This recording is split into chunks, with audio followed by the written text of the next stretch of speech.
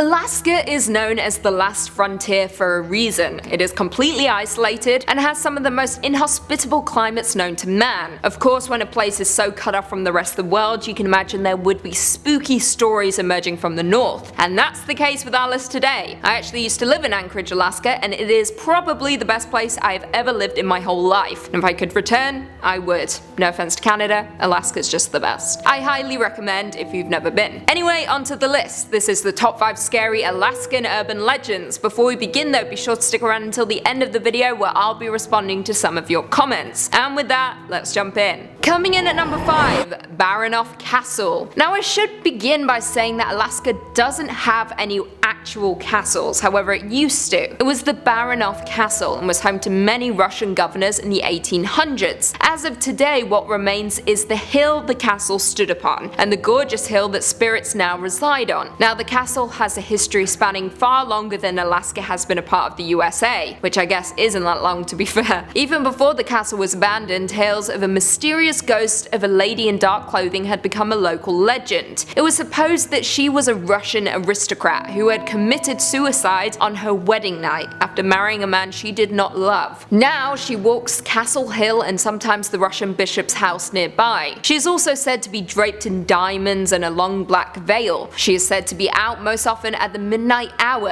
aren't they all? And you may catch a glimpse of her bemoaning her fate. The area is known as Castle Hill in Sitka, and the site remains a popular tourist attraction. However, that is mostly due to the supernatural elements surrounding the mound. Would you dare step foot on Castle Hill? I dare you. In at number 4, Christmas Town. There's quite literally a city in Alaska called North Pole, where it is Christmas all year round. Which is a dream come true, I want to live there. However, this quaint Christmas town has a notorious reputation. In 2006, the snowy little suburb of Fairbanks was hit with a horrific incident when a group of 6 middle school students were arrested for plotting a Columbine-style mass murder at their school. The 7th graders planned to knock out North Pole Middle School's power and telephone systems, then move systematically through the school, shooting and murdering the teachers, as well as students who picked on them. Absolutely horrible. Now their plan would have moved forward if it weren't for an anonymous student who overheard their plans and reported them to the authorities. Thank God. It turned out that at least 6 students had knowledge of the plot too, but had failed to inform anyone about the potential killing spree. Seems now that Christmas Town has an awful legend surrounding it, with many movies based on the town depicting it as something rotten and dangerous, maybe even haunted. Coming in at number 3, the Alaska Triangle. The Alaska Triangle, oftentimes called Alaska's Bermuda Triangle,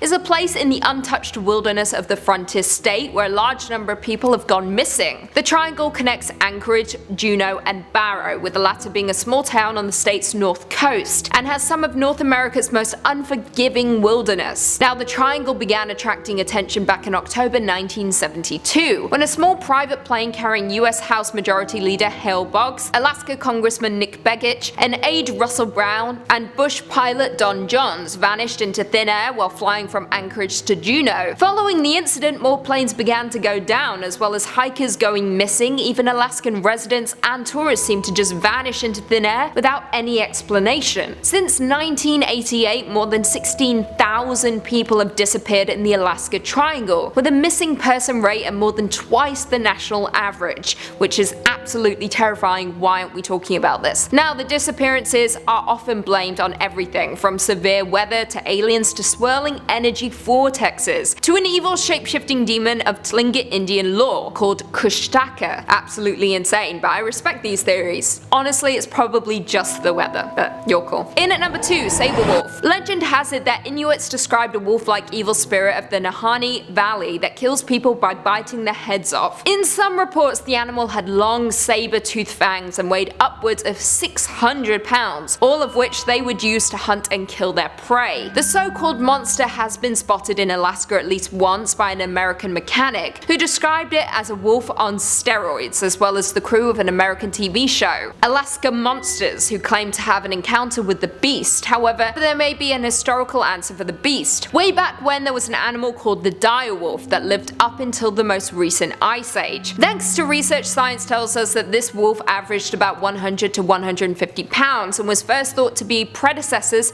to dogs as well as the grey wolf. The direwolf had bone-crushing jaws, however archaeological evidence suggests it was a scavenger as well as a hunter. However, whether they still exist today, no one has a definitive answer, so perhaps it is a direwolf folks have been spotting, or maybe it is a saber wolf. What do you guys think though? Could just be a wolf. And finally, in at number 1, the abandoned copper mine. This abandoned copper mining camp is a National Historic Landmark district that became a bustling mining camp filled with miners and their families. Now, in 1925, a geologist predicted that the area would soon be mined out, and he was correct, because by 1938 Kennecott was a ghost town, and as of today is a popular tourist attraction. Now, more interesting still, in the Kennecott mines, it was not gold that folks were digging for, but instead copper. After copper was discovered in 1900 in the area, a group of wealthy investors formed the Kennecott Copper Corporation to mine the incredibly rich copper before, of course, it was abandoned along with the railroad, which was eventually abandoned due to the cost of constantly changing its position across a nearby glacier, and the mining camp in turn became a ghost town, a very haunted ghost town at that. According to reports, the spectral phenomena in the area, which included tombstones appearing and then vanishing along hiking trails, sounds of crying children, and poltergeist activity, was enough to drive away state government workers who were trying to redevelop the area into government housing projects during the 1990s. Yikes. If you want to venture into the supernatural realm, you can, with the abandoned mine offering tours for those brave souls. Well, there we have it. Do you guys agree with our list? Were there any Alaskan urban legends that we missed? Leave us all your thoughts and feelings in the comments down below, and perhaps we can do a part 2. Before I go though, I just want to respond to a few comments from one of our last videos, top 5 worst horror movie sequels of all time, part 2. Joshua Rodriguez said, Dream Warriors is my personal fave and probably the second best in the series. I mean, you're not wrong. Personally, I think it's third best, right behind Wes Craven's New Nightmare and of course the original, which will always be number 1. Corey Pranch said, the way you pronounce leprechaun makes me happy. Really?